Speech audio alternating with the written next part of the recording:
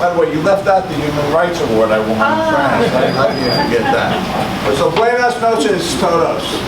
Me llamo el senator Lesniak y estoy aquí con mucho gusto.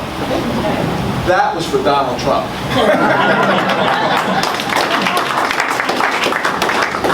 And I speak French also. Eat your heart out, Donald. So anyway, good evening, everyone. Good evening, good evening, good evening. So I do have some prepared remarks. I kind of like to get off script a little bit, but the theme of what I do want to talk about is what New Jersey needs from its next governor. First of all, New Jersey needs a governor who will work full-time on the needs of New Jersey and not on the needs of his personal political ambitions. Sound familiar? New Jersey needs a governor who will demand that ExxonMobil pay dollar for the damage it has done to our ecology and not settle for 3 cents on the dollar. So,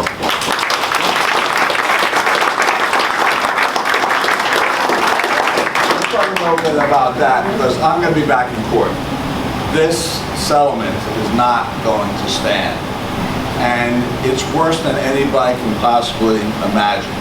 Because in addition to settling for 3 cents on the dollar, and it's even less because they get a tax write-off. In addition to that, and here's what's going to be overturned on appeal. The settlement included a deferral of the cleanup of Morris Creek, which is in Linden.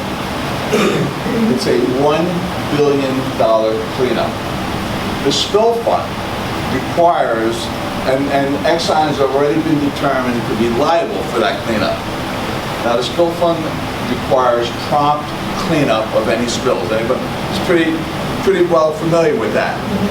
But the settlement says it doesn't have to clean up Morris Creek until refinery operations cease on the site. The refinery has been going on since 1909. So what does that tell you? Is this ever going to get cleaned up? No. That's why this case is going to get overturned on appeal, and I'm going to appeal, and I'm going to win and get that money for it.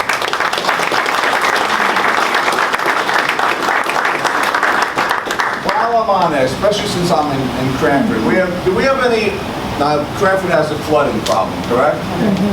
Do we have any other towns, any people from any other towns who have some problems with flooding? Where? Scotch Plains. There you go, man. Scotch Plains. All right, Mayor, you're going to be there. I'm going to make sure that I'm going to have a press conference. I think, Tony, when's that? Well, we have a press conference coming up.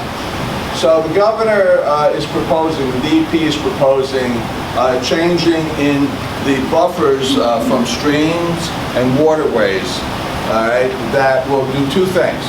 It's a change in water quality regs. It will increase pollution into those streams. It's bad enough. But it will allow development close to those streams, creating impervious conditions so that the runoff will go into your towns, okay, and make your flooding problems worse. So I'm going to have a resolution. There's a wonderful thing that we do not use in the legislature enough. It's called a concurrent resolution, where we can stop regulations from going into place just by a majority vote of the Senate and the Assembly. It doesn't need the governor's signature. So that's going to be the next thing that you're going to hear about. I'm not sure if I want this governor to come back if he's going to keep doing stuff like that. So we'll move on top of that. How about this? New Jersey needs a governor who will give our teachers a hug and a thank you.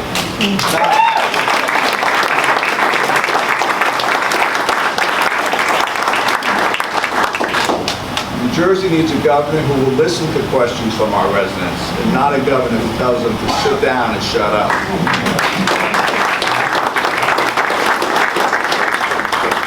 New Jersey needs a governor who will stand against cruelty to animals and not listen to the pork industry in order to win votes in Iowa.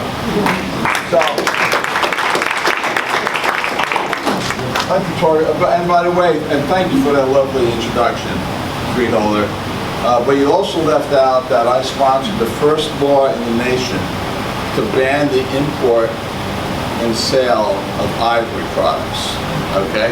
If you have any ivory, hold on to it. It's yours. You can leave it in a will, you can give it to a museum, but our elephants are becoming extinct on the face of the earth. They're being threatened by these poachers for their ivory. And we became the first state in the nation. We now have 6 states. And we're a big source of importing lots of stuff because of our ports. And ivory is a big product. But I wasn't an advocate for animal protection my entire life.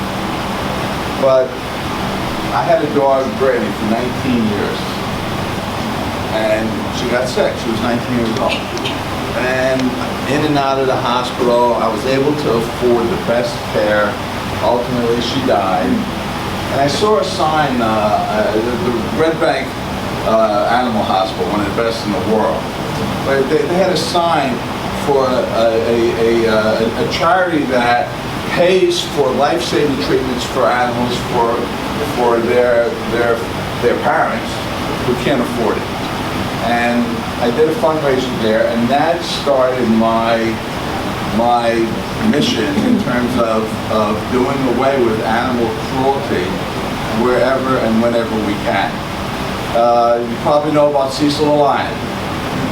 So I have another bill that's pending that we're going to get through that's going to ban the import and possession and transport of trophies of exotic and endangered animal species. That's going to pass too.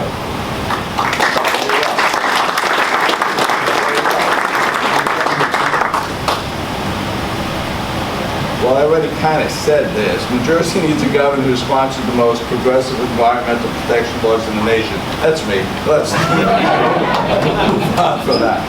New Jersey needs a governor who will rebuild our infrastructure and not neglect the investments needed to make our bridges safe and reduce congestion on our roads.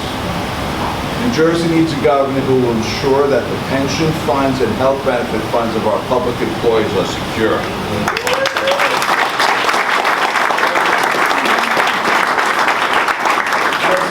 Private or a public employee, in your retirement, you have a right to feel safe and sound that you're going to be able to enjoy that retirement and that the money that you relied on coming in is going to be there.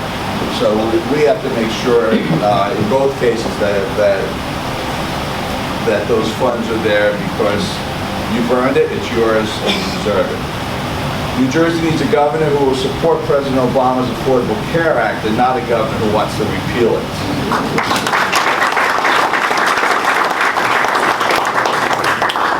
New Jersey needs a governor who believes a good day's work deserves a good day's pay, and that every worker should receive a minimum of 7 paid 6 days.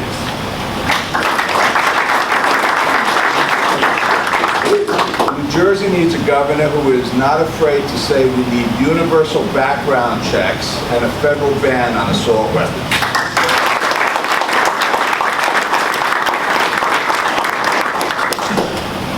Has anyone here fired an assault weapon? You did. Oh, yeah. Where? The Marines. In the Marines. Yes, sir. Parasite. Marines. I did an AR-17, was that it? Yeah, but I'm older than you. Yeah, okay. So I did too. I was in the Army, okay? That's where assault weapons belong, in the military and in our police officers if they need it, not in the hands of private citizens. New Jersey needs a governor who will focus on making higher education affordable for all our residents. Going back to, if it wasn't for the GI Bill, I couldn't have gotten through Rutgers or St. John's Law School. New Jersey needs a woman who will stand up for equal pay for women.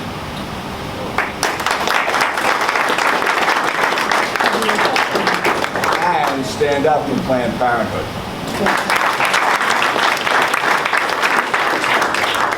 New Jersey needs a governor who puts treatment of addiction before incarceration.